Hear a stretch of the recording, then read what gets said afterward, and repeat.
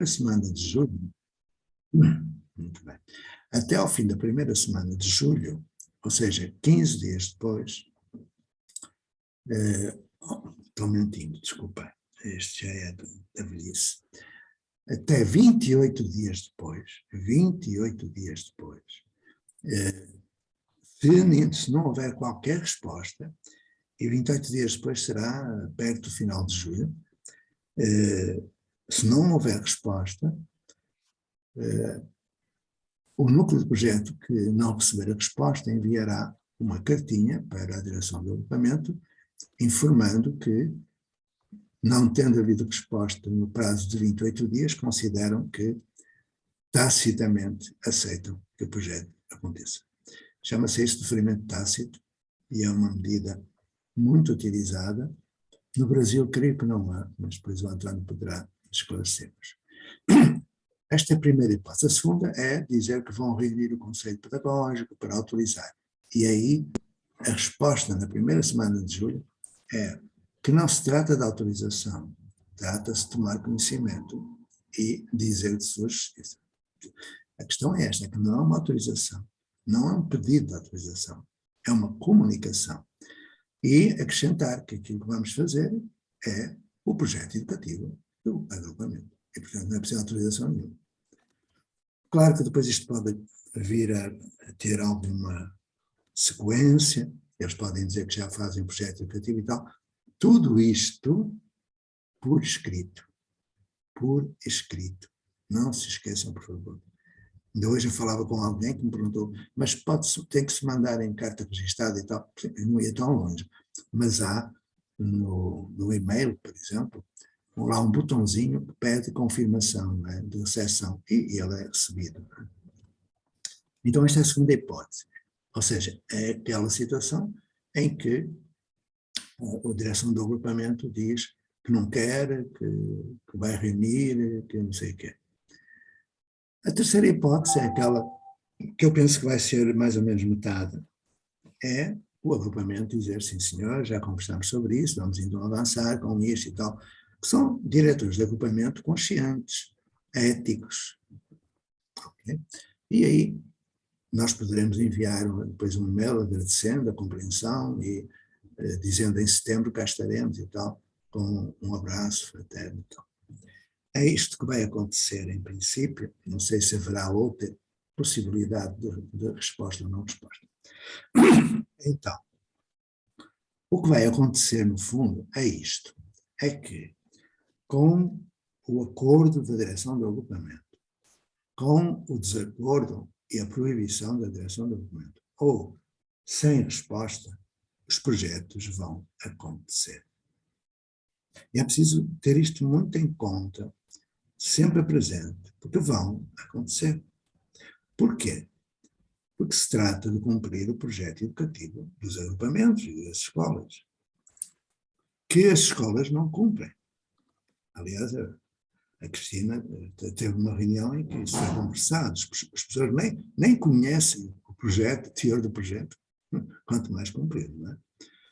Portanto, se nós vamos cumprir o projeto, segunda razão, tudo o que nós vamos propor está previsto na lei. Em Portugal, especificamente no Decreto-Lei número 55/18. Depois, em terceiro lugar, porque tudo aquilo que vamos propor tem fundamentação científica. E a Lei de Base do Sistema Educativo diz que as decisões de política educacional se devem centrar em critérios de natureza científica. Então, estamos entendidos. Vou parar um pouquinho, que já lá vão 17 minutos. Se houver alguma questão que queiram colocar em relação ao que eu disse, vamos então esclarecer. Se não houver, eu entraria já no seguinte. Alguma dúvida em relação ao que eu disse? Ou alguma discordância? Podem não concordar, então vamos ver se vamos fazer isto ou não, não é? Eu estou a propor. Não há dúvidas. Não há mãozinhas, Cristina. Pronto. Então, se não há, ótimo. Então, se não há, vamos passar adiante, dentro da meia horinha que me foi dada.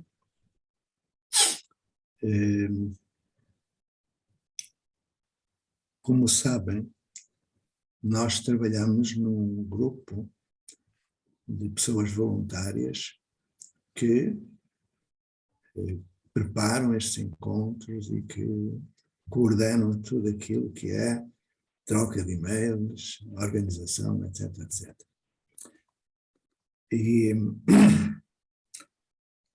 E talvez venhamos a falar sobre isso porque nós teremos de tender para a profissionalização disto tudo. Eu explico o que é isso da profissionalização. Isto que eu estou a mandar é uma coisa para pensar e depois na nossa coordenação repensar. Eu me preocupo bastante com as pessoas, por exemplo, que vêm para Portugal para ajudar o trabalho e não têm modo de subsistir. Eu me preocupo com as pessoas que passam horas a fio a trabalhar para os outros gratuitamente, mas que retiram à família, etc., aquilo que é o seu tempo disponível. Eu me preocupo com o facto de haver uma indústria de captação de recursos que leva todo o dinheiro para projetos de faz de conta, quase sempre com o Ministério por trás, mas não só, enquanto que nós não temos um cêntimo de apoio, não temos €1 de apoio. Então, tudo isto me faz pensar que é preciso uma certa organização e, continuando na tónica de voluntariado gratuito, podemos dispor do trabalho mais direto de alguns de nós, que seja remunerado. Vamos pensar nisso, tá bom? É para atirar assim o barro à parede, como se costuma dizer em Portugal. E agora? Agora, nós deixamos uma tutoria suspensa no último dia. Não é? E como isto é uma tertúlia, nós pegamos nisto sempre que nos lembramos disso. Então, quem foi que esteve comigo na tutoria? Ah lá. Ninguém. Quem foi que esteve? Pois. Então, se não se lembram, alguém se lembra do teor da tutoria? O que é que se tratou lá, naquele tempinho? Quais foram as perguntas? Amigos, ela não está presente hoje, pelo que eu estou vendo aqui, e foi tratado sobre a questão da agrofloresta. Estava fazendo a tutoria sobre a permacultura, sobre a agrofloresta, ela tinha respondido sobre a permacultura. Uhum. Bom, então estávamos no cubículo da comunidade ou de consciência planetária. Foi falado tanto da subjetividade, quanto da comunidade, quanto da consciência planetária. Então vou fazer o seguinte, dado que não podemos continuar com uma pessoa com quem eu estava, vou continuar com todos, com uma pergunta para todos. Pode ser? Então cá vai. Eu vou fazer a pergunta e depois podem procurar a resposta, lógico, não é? Vão ter 5 minutinhos para procurar a resposta. Eu estarei disponível para ir acrescentando alguma coisa. Isto é quase como um jogo, não é? Trazem a resposta oralmente e depois eu farei outras perguntas a partir daí. Tá bom? Então, a pergunta tem a ver com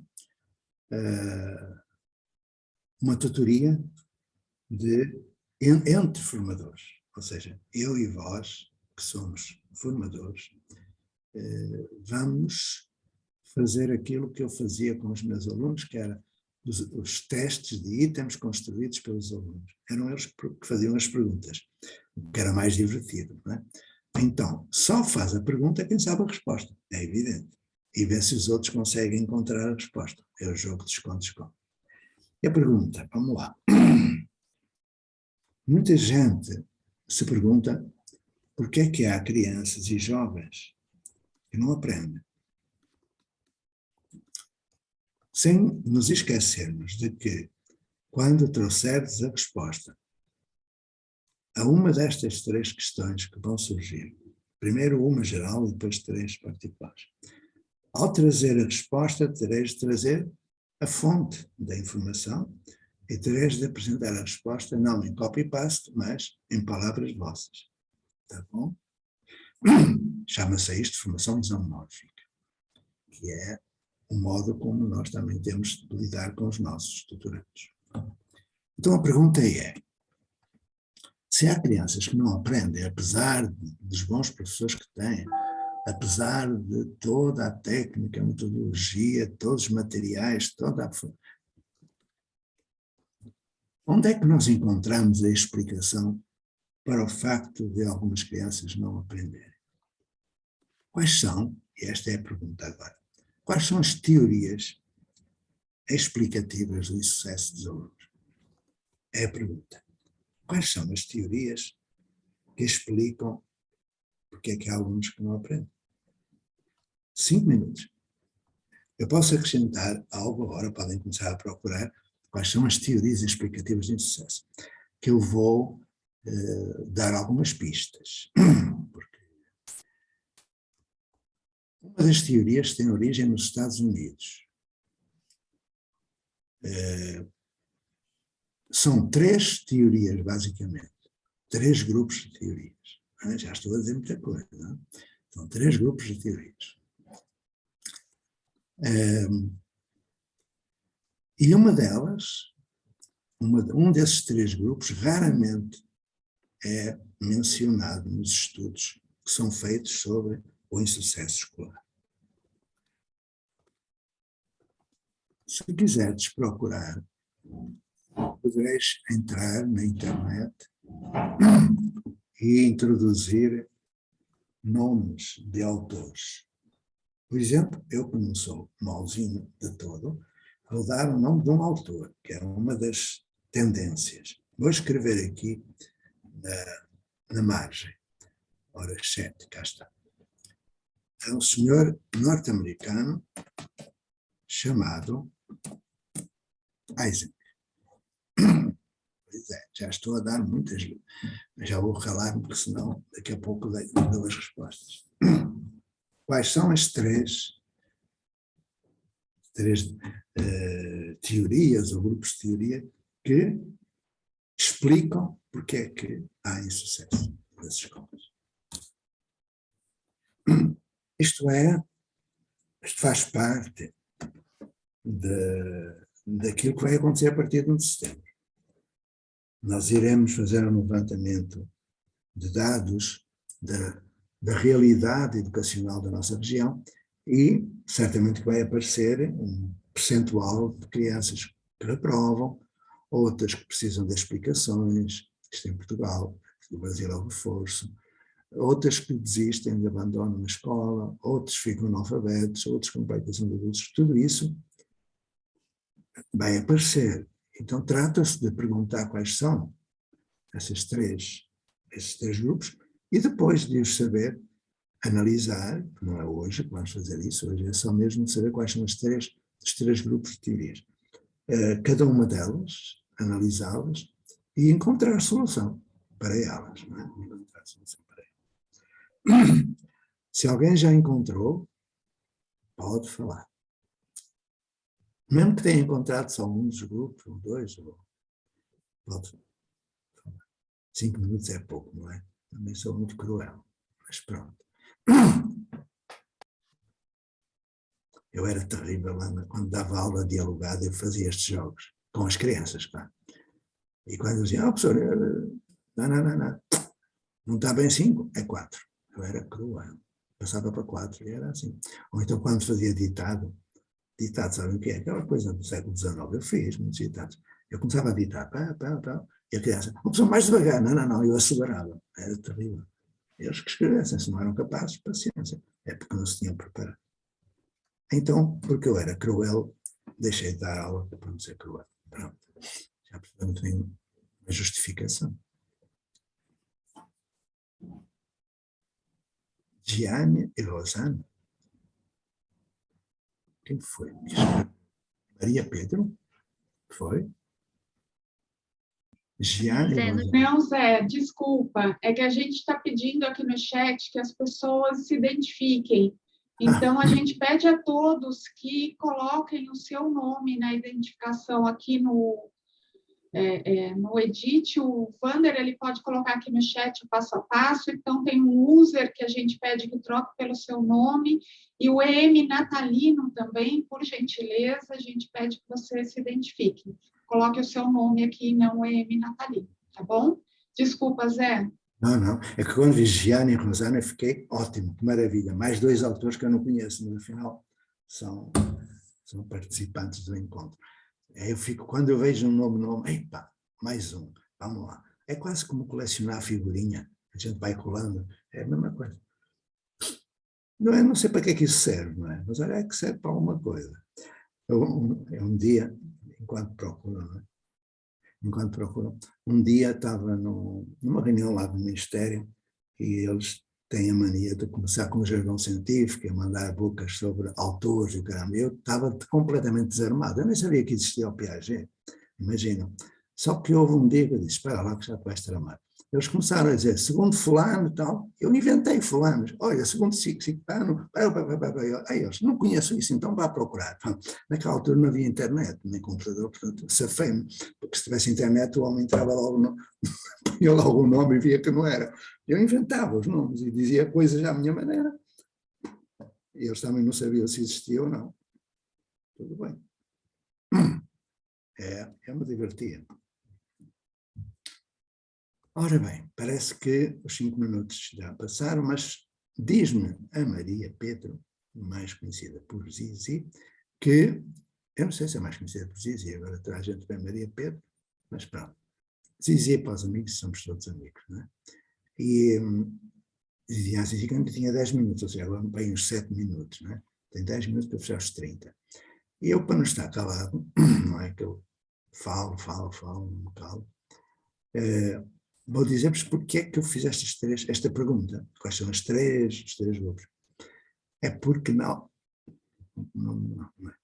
é. Porque há uns 50 anos eu tive uma disciplina de História da Educação. Só que essa História da Educação acabava na Grécia Antiga. O último era o Aristóteles. Eu perguntava, não haverá mais nenhum. Só que estávamos na ditadura e eles não falavam dos Piagets da vida, nem dos Vigotes. O Vigotes era russo. E a gente tinha uma ditadura de direita. O russo era comunista. Então, não se sabia da existência daqueles personagens. Quando eu comecei a perceber que havia vários personagens que eu ignorava, isso já foi depois do 25 de Abril, da Revolução dos Escravos.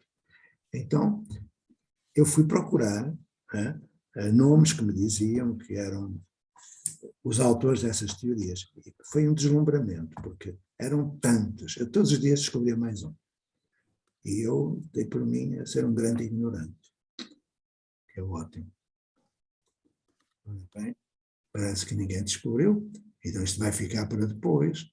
Vão procurar, depois de jantar, ou depois da merenda, ou enquanto lavam a loucinha, vão pensando, abrindo o livrinho, abrindo o computador, procurar. São 3 grupos de teorias, ok?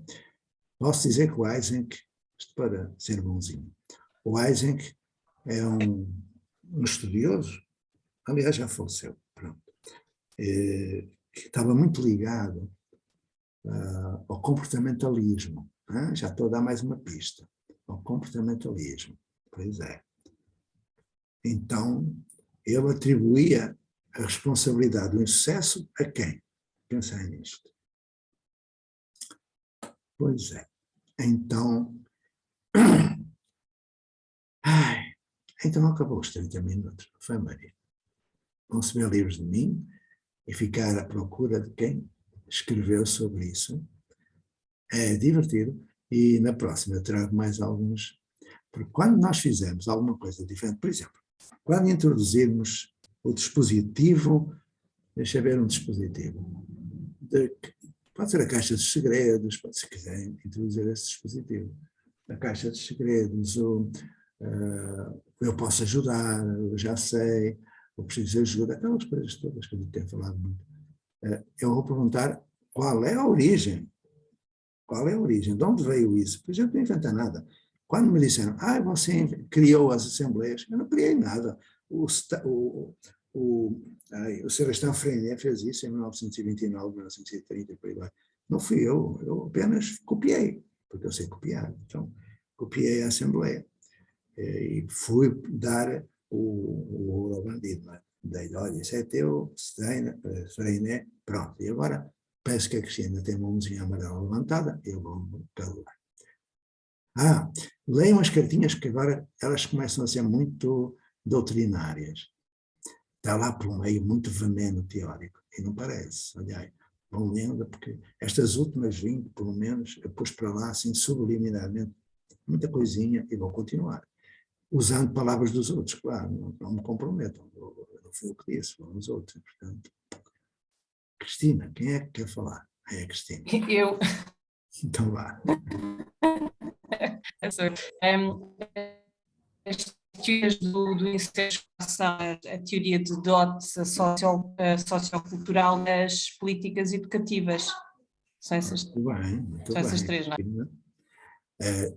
A primeira é a dos dotes, a teoria dos dotes, do Eysenck. A segunda, disseste, qual é a segunda? Sociocultural. Sociocultural e económica. Radical sociocultural, é isso? E económica, portanto, as duas coisas estão juntas. Exato, económica. E a terceira, de que ninguém fala, vá lá. Políticas educativas, é isso? É chamada razão socio-institucional. Ou seja, é a escola que produz insucesso com a adoção de determinados modelos. É isso. Agora, dentro destas três, nós vamos procurar em pormenor quem fala sobre isso. Essas três estão juntas. Reparei, há razões para o Eysenck dizer que alguma coisa está na pessoa, pronto. Mas não é o que ele diz, que ele fala é dos deficientes, não é nada disso. Depois, sociocultural e económico, porque há crianças que vêm em desvantagem, vêm de meios onde ninguém lê, não há essas coisas, é pobre, não tem condições de estudo em casa, não tem livros, a mãe é analfabeta, também é verdade. Mas a terceira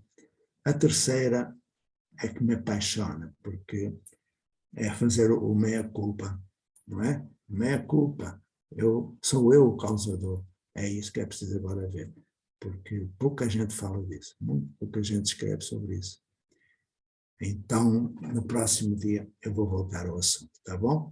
E já sei que eu vou perguntar o que eu disse na última semana, e a Zizi vai dizer, fez isto. É tão bom ter alguém que faça anotações, eu não faço e depois esqueço. Então, foi muito bom, Cristina. Eu sei que todo mundo, toda a gente queria mostrar que encontrou, mas pronto, a Cristina mostrou antes de qualquer outro. Ficamos por aqui, porque os 30 minutos já se foram, acho eu.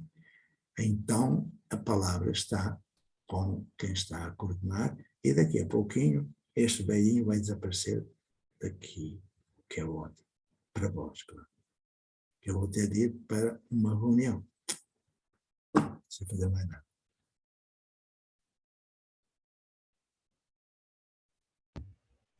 Agradecida, amigo Zé. Tem mais alguma pergunta ou colocação que vocês gostariam de fazer para o amigo Zé?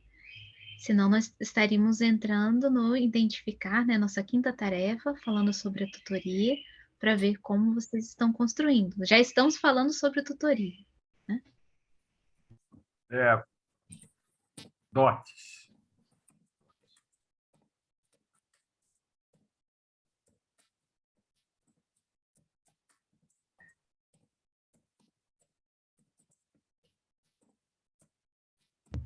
Não? Bom, então vamos à nossa quinta tarefa. Na última reunião, nós trouxemos essas questões, né, com relação a como vocês estavam fazendo essa construção da quinta tarefa, que é justamente as tutorias e o protótipo de mudança. Vocês teriam essa construção de como vocês fizeram, ou como vocês fazem?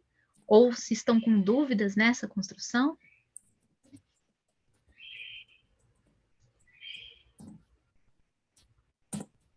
muitos animados, no começo sempre é assim, todo mundo quer falar, mostrar sua construção, de como faz a tutoria, se está com alguma dúvida, se estão conseguindo ver a construção da evidência de aprendizagem, ou não, ou tem perguntas. Aqui temos grandes e grandes educadoras e educadores que podem auxiliar nessa construção. Então, se tem dúvidas, perguntas, ou como estão fazendo, e querem trazer essa explicação da prática, lembrando que a prática é que possibilita ver justamente essas dificuldades e também o aprendizado.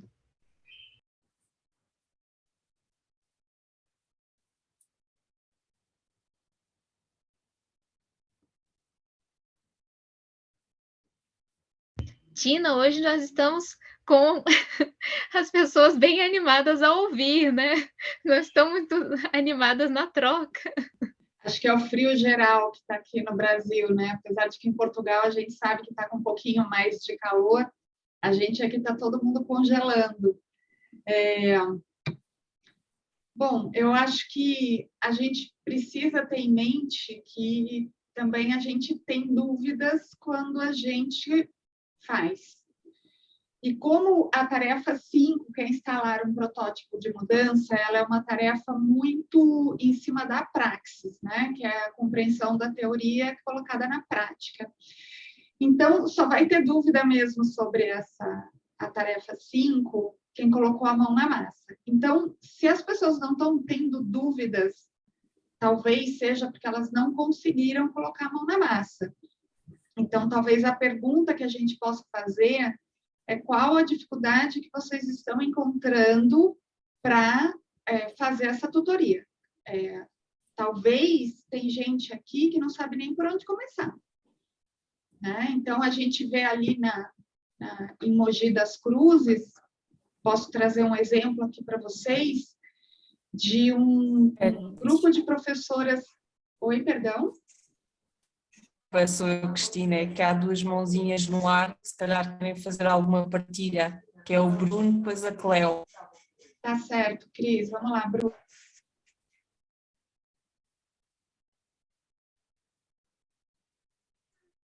Oi. Até acho que era a Cleo primeiro. Não é? Ah, mas eu posso falar. Eu queria comentar um pouquinho sobre essa questão, né, da experimentação e de tu viver a experiência de tutoria. Desde que eu conheci o Zé assim, pessoalmente, ele sempre deixou clara a importância de tu partir de uma praxis desse fazer, né? E que toda reflexão ela precisa partir dessa vivência concreta. E eu fui me dando conta, aos poucos, da importância disso, no sentido que qual é o problema, qual é a maior dificuldade de se trabalhar com uma transformação paradigmática, né? O paradigma, porque o paradigma é a lente que a gente usa para ver o mundo, né? Então, o paradigma, toda a minha visão de mundo, ela é influenciada por um paradigma que eu recebi, da cultura, né, do tempo em que a gente vive. Só que olha que interessante, quando a gente precisa viver uma modificação paradigmática, a gente começa olhando para ela com os olhos exatamente daquilo que a gente precisa transformar. Então, eu costumo dizer que é mais ou menos como puxar o tapete quando a gente está em cima dele. Porque nós temos um olhar e a gente quer mudar esse próprio olhar sobre ele, né? Uma meta-análise. Então, eu fui me dando conta que por isso que essa vivência, para ser realmente disruptiva e viver uma mudança paradigmática, ela precisa ser uma experiência visceral e não teórica.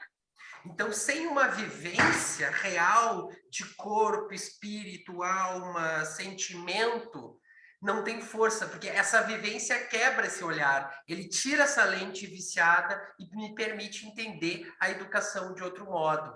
Então, não há como imaginar. E aí a gente pensa, mas eu não me sinto pronto, eu não me sinto preparado. Ninguém está pronto e ninguém está preparado até viver, né? É sempre o idealismo esperar uma oportunidade, como é uma ruptura, como uma transformação paradigmática, a gente não está pronto. A gente se apronta ao fazer. Então, sem se jogar esse desconhecido, não há como essa transformação acontecer. E essa questão, porque esse processo ele gera insegurança. Porque sempre que eu vou e vivo o desconhecido, eu preciso sair de um espaço de segurança, um espaço daquilo que eu estou acostumado. Mas não há maneira, não há outra maneira do que se jogar nessa experiência e se permitir viver, né, de outra forma. Então a insegurança faz parte. A questão é o que eu faço com ela e como mesmo diante desse sentimento eu me entrego a uma outra experiência educativa que ajuda a tirar essa lente e me permite entender a educação de uma outra forma.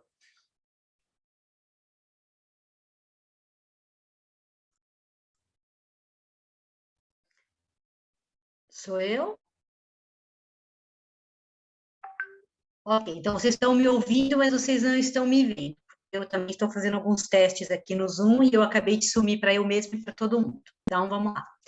Mas a minha internet está ruim, então ajuda. Eu gostaria que vocês rapidamente levantassem as mãozinhas de vocês, se vocês puderem fazer esse exercício, porque eu estou muito curiosa a partir da fala do Bruno, que é muito pertinente. Todos que estão aqui já viveram em seus corpos a tutoria? Todos já alguma vez passou pelo processo de ser o tutorando, não o tutor?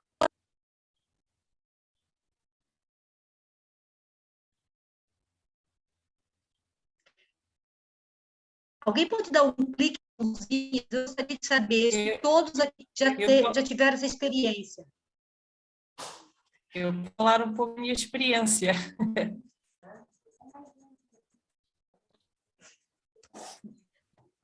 Estão-me a ouvir?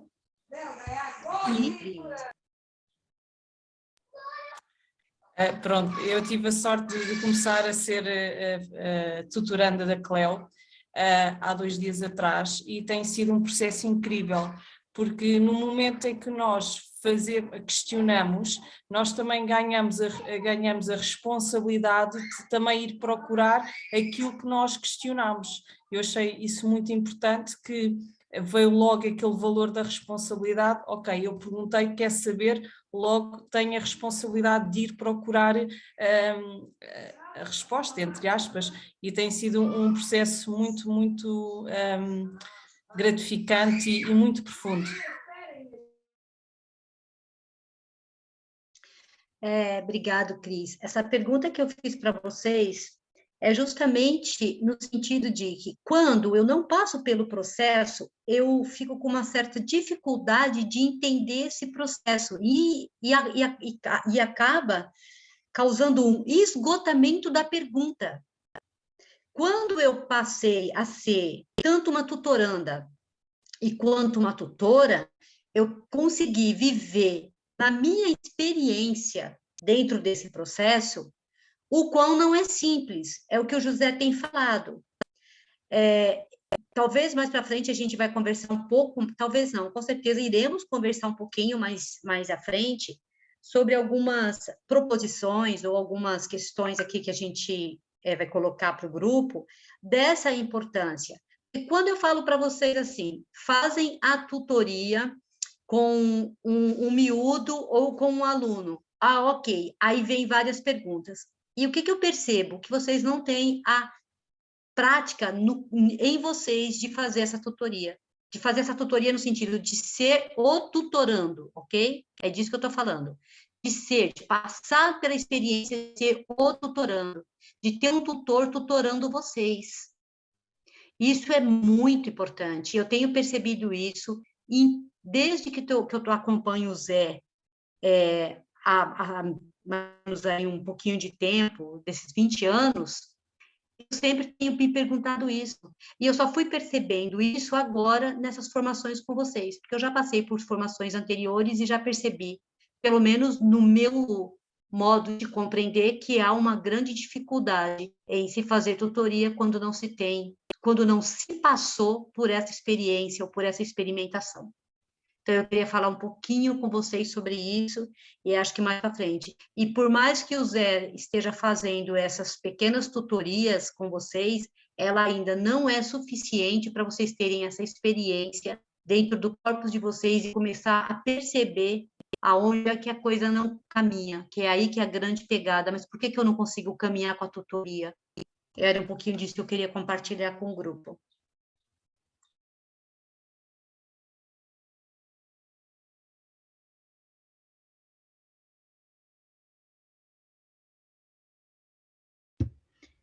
Agradecida, Cleo.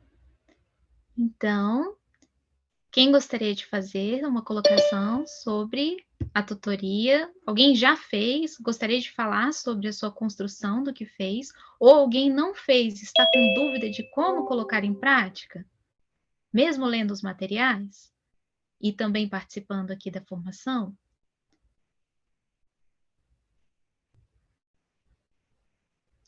Vamos aproveitar as oportunidades, estamos quase fechando a nossa formação, temos pouco tempo. Aproveitem, depois vai surgir a necessidade, vai lembrar, fala, nossa, eu tinha toda a oportunidade, tinha as pessoas que sabiam, né? Todos nós sabemos, mas quando trocamos o nosso saber, podemos aprender muito mais, com certeza. Cléo, você está com a mãozinha levantada? Ô, Zizi, Sim. eu tô, e assim, eu vou fazer um papel muito chato agora, que é o que o meu tutor faz comigo. Eu tenho um tutor que ele é bastante exigente, e hoje eu agradeço certas exigências dele, que é justamente o estar mudo no processo de formação. Isso me incomoda muito, muito.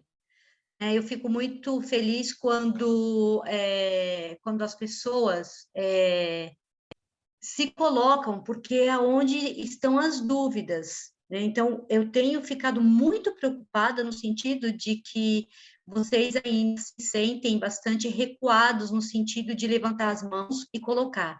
E aí eu vou lembrar de um texto que eu li hoje do Paulo Freire, que é muito lindo. Quando um camponês falou para o Paulo Freire, o Freire começa a fazer algumas perguntas, eles falam assim, olha, doutor, mas o senhor estudou e nós não. E aí ele fez que meio que uma brincadeira com eles, ou um jogo, diria assim. Ele começa a falar, ok, então eu vou fazer 10 perguntas para vocês e vocês vão fazer 10 perguntas para mim. E essas pessoas, esses camponeses, trabalhadores rurais, começaram a fazer e fizeram essas perguntas. Então, ele colocou uma anotação e falava, me faça uma pergunta. Eles faziam uma pergunta, e aí o Paulo Freire fazia uma pergunta, e aí eles falavam, nós não sabemos disso. Quando eles faziam uma pergunta, Paulo Freire também falava, não sei disso. E no final, o Paulo Freire diz o seguinte, vocês percebem que tanto eu quanto vocês empatamos, eu não sei. Eu não soube responder as 10 perguntas que vocês me fizeram, e vocês não souberam fazer, porque estamos juntos numa construção coletiva de saberes. É muito importante que se vocês tiverem dificuldade, por exemplo, de trabalhar com o Zoom, Cleo, não conseguimos, ou aqui para qualquer pessoa do grupo, não conseguimos, não sei erguer a mãozinha, mas é importante a participação de vocês. Senão não há transformação. Eu tô ficando muito inquieta, porque a gente vai avançando, e se vocês perceberem, às vezes a gente continua com as mesmas perguntas. Não que não seja importante, porque se continua sendo a mesma, é porque há dúvidas. Então, nós precisamos fazer essa construção coletiva. Ninguém aqui sabe mais que ninguém. Nós estamos aprendendo um com os outros. Então, é nesse sentido que eu peço muito que vocês participem, mas participem para valer de tudo isso. Obrigada, Zizi. Cristina, temos mais uma mãozinha. Sim, há alguém com uma mãozinha no ar. Dilene? Olá, boa tarde, pessoal. Ouvindo a Cleo, né, e essa angústia, ele me fez pensar em várias situações pelas quais eu já passei, não só na escola, mas com grupos de professores, quando a gente fazia este pedido, né? Tragam suas dúvidas, o que você já fez. Mas se não há uma constituição de um grupo, onde as pessoas possam se sentir acolhidas, num grupo menor, ainda mais aqui online, fica mesmo uma sensação quase de solidão, né? Meio que se colocar num lugar muito difícil, por mais que queiram. A minha proposta, que é o que eu tenho feito quando isso acontece, até mesmo na escola, né? Quando a gente se organiza em núcleos de aprendizagem, o núcleo onde se inicia tudo é o núcleo da iniciação. E o que acontece no núcleo da iniciação para que as pessoas ou as crianças comecem a fazer perguntas, aprender a organizar seus estudos, fazer seus roteiros? É trabalhando em equipe, é trazendo as questões que vão ser compartilhadas com outros que também têm a mesma dúvida. Imaginando aqui, eu estou vendo 30 pessoas. Imagino que existem várias dúvidas em relação à tutoria ou em relação a outras situações dentro desse universo que nós estamos discutindo, que é a educação inovadora, nesta filosofia, neste olhar, né, com inspiração na Escola da Ponte. Quais são tantas outras dúvidas? Se perguntássemos ou pedíssemos para cada um colocar as suas dúvidas, o que eu quero aprender aqui, tenho certeza que viriam dezenas de questões e muitas delas seriam parecidas ou se complementariam. E as pessoas pudessem, então, falar, poxa, eu também estou com você, olha, e aí partíssemos daí de um trabalho em grupos menores para este exercício, para que pudesse compartilhar, e daí sim trazer para o grupão. Talvez fosse um caminho, não estou dizendo que é assim, mas é o que eu senti em relação ao que eu já vivi, né? As pessoas poderem discutir em grupos menores situações que afligem ou que têm interesse, compartilhar aquilo que já fazem, trocarem e depois trazer para compartilhar com um grupo maior, para não ter essa sensação de, ai, será que eu consigo? Num projeto como este, estar sozinho é sempre difícil, e a gente acha que de estarmos num grupo, né, com 30 pessoas, não estamos sozinhos, mas, na verdade, estamos de alguma maneira, porque estamos em escolas diferentes, somos de lugares diferentes, até de culturas diferentes, e talvez se a gente encontrasse um lugar aqui de conexão entre grupos menores e trabalhos e compartilhar, talvez fosse um caminho.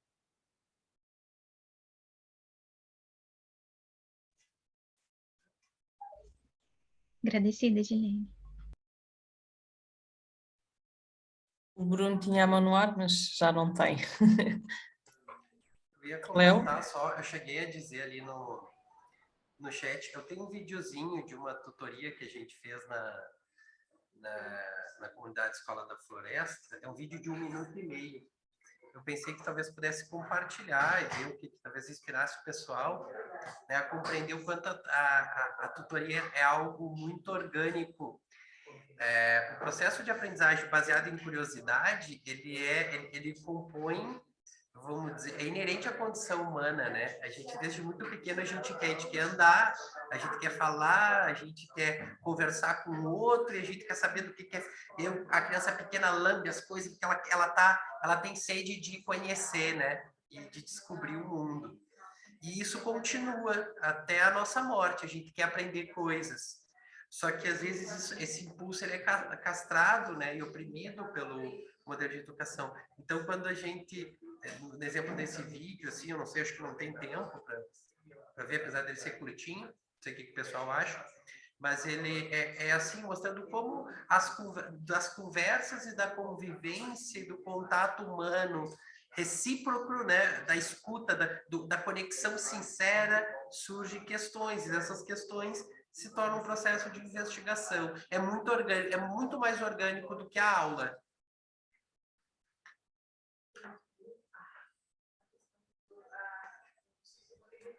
O António também queria falar.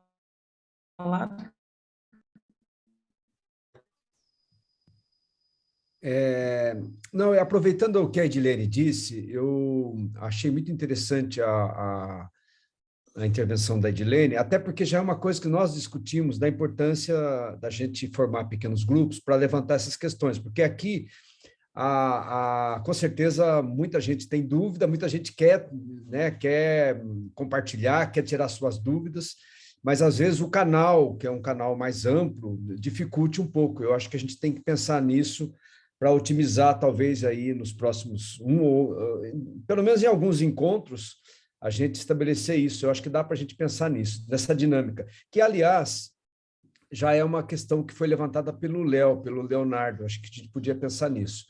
E acho oportuna essa discussão essa observação do Bruno, porque o Bruno fala que isso é muito orgânico, e eu acho isso maravilhoso, porque é mesmo, né? Quem já teve essa experiência de trabalhar com grupos, com dinâmicas de grupo, a gente percebe, tanto que a gente chama de chuva de ideias, né? Qualquer discussão de grupos, os brainstorms, surgem ideias que você nem imagina, né? Porque é realmente algo muito potente e muito orgânico, é algo que é emergente, né? É emergente ali do grupo. Então, acho oportuno o Bruno passar o vídeo, sim, se não for hoje, já como aí comprometimento para o próximo encontro, Bruno. Acho que seria muito bom.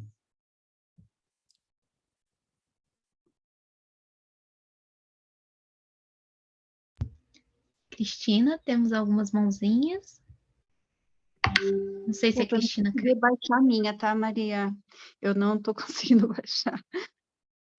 Agradecida, Edilene. Então, na ordem seria o Mauro e a Valéria, né? Então, achei a observação da Cléo muito importante, né, sobre quem já ocupou esse papel de tutorando. E eu me lembrei da primeira vez que isso aconteceu, foi num projeto de pesquisa já no curso de graduação, e não é exatamente uma tutoria como que está sendo proposta aqui, mas eu me lembro do esforço que eu fiz para responder as perguntas que me mandaram pesquisar, onde é que eu ia tirar aquilo, e me lembro de uma potência absolutamente desconhecida até então, né?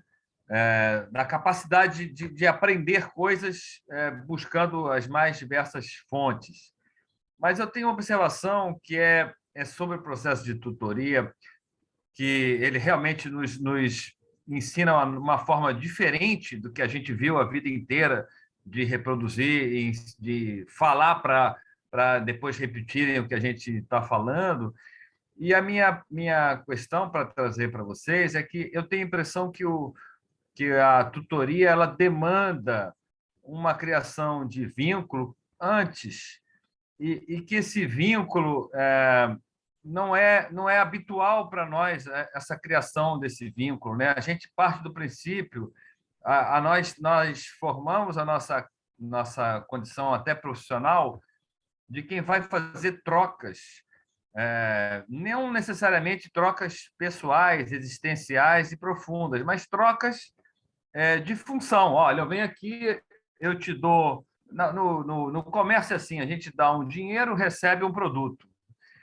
E essa lógica, ela permeia também a nossa relação na educação a um ponto que a gente se deixa, ou talvez já esteja automaticamente pensando que vai transmitir um conteúdo e receber uma resposta.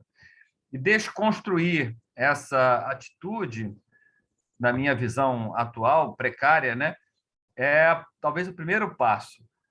Antes de se dispor a uma tutoria que vai demandar uma horizontalidade e uma interlocução verdadeira, um diálogo que a resposta não é a que a gente imagina, a resposta é algo diferente, como aquele ser todo é um ser diferente do que a gente presume, é necessário estar sensível, estar disponível para o vínculo com esse tutor ou com esse tutorando. Estabelecer uma relação de confiança, né? Para que haja uma relação que permita esse acontecimento. A Valéria saiu da telinha, mas ela complementou. Permita essa relação de troca mais potente. Mas isso, quem já praticou mais pode dizer se eu pensei certo.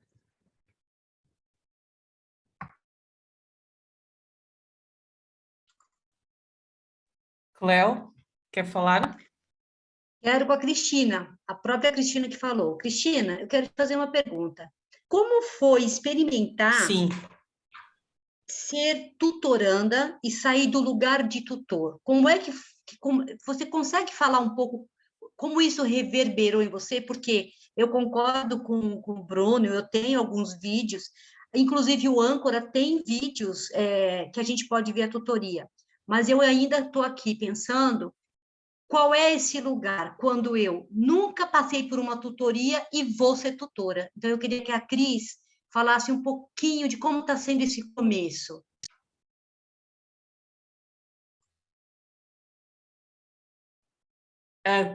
Como tutoranda?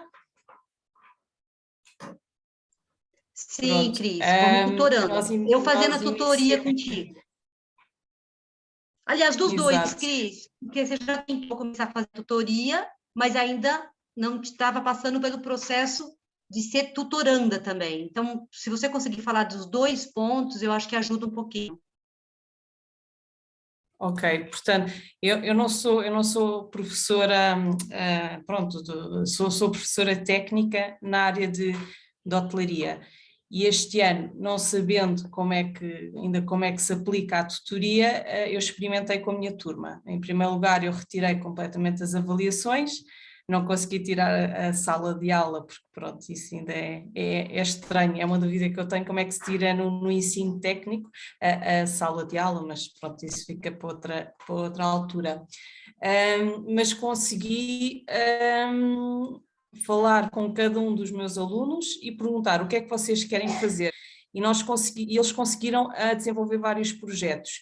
Eu, como tenho 20 anos de experiência na área, consegui fazer essas questões para que eles próprios pensassem e consegui fazer esse processo porque eu tenho conhecimento da área e sei onde é que eles provavelmente iam falhar, entre aspas, quais eram os passos onde provavelmente não iam fazer, portanto eu através de questões consegui orientá-los um pouco para eles conseguirem fazer, pronto, os seus projetos e correu lindamente, eles ficaram muito felizes este ano.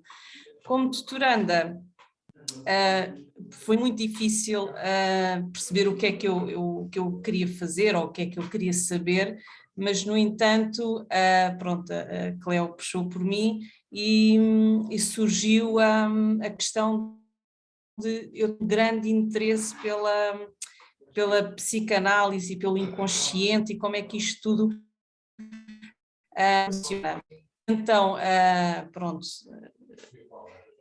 comecei a ver, pronto, como, não sei se pode dizer isto, mas a Cleo perguntou se eu conhecia a Anise de Silveira, e eu não, então nessa noite comecei a fazer a pesquisa e fiquei encantada porque era uma psicanalista brasileira que agarrou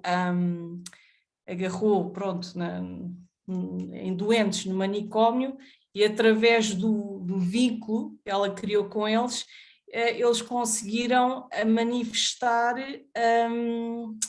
o seu inconsciente através da arte, e acho que isso foi, pronto.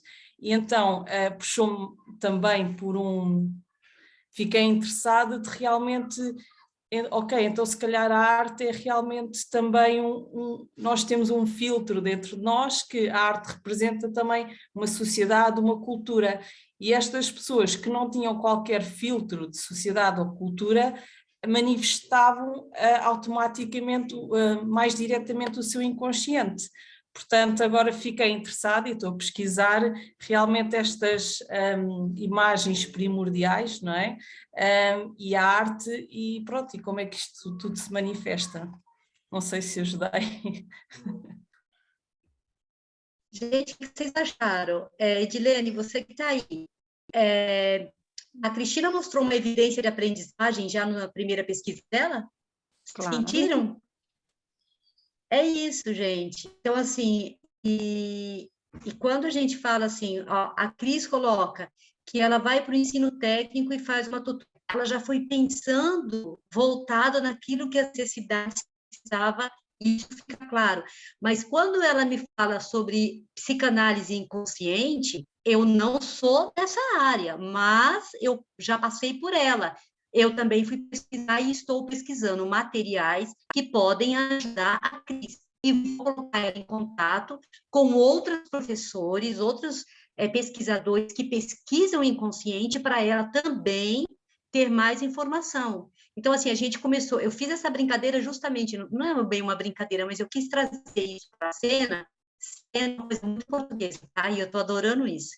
Trazer essa cena para a gente poder começar a pensar que este lugar que eu estou tutorando é uma troca. E esse processo facilita os primeiros passos para a gente começar a tutoria.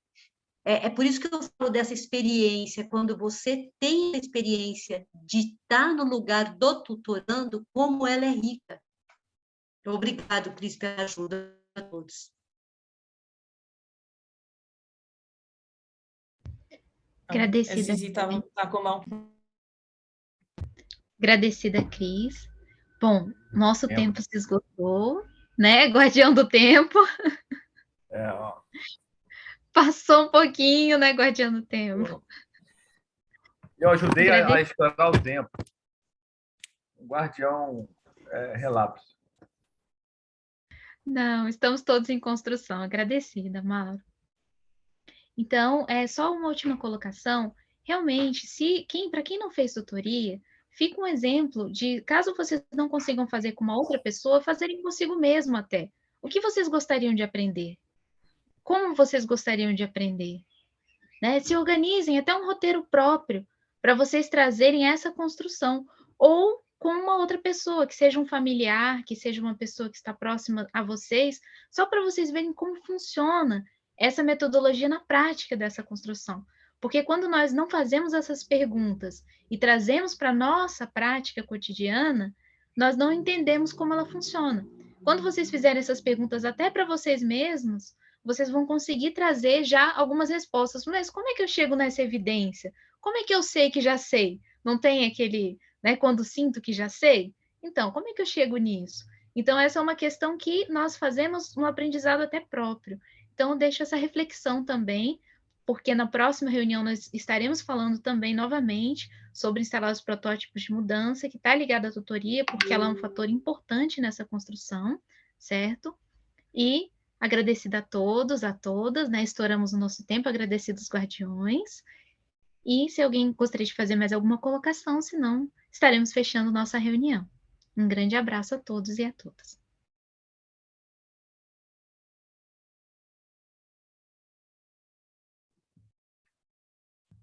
Então, até a próxima semana. Até a próxima. Boa semana a todos.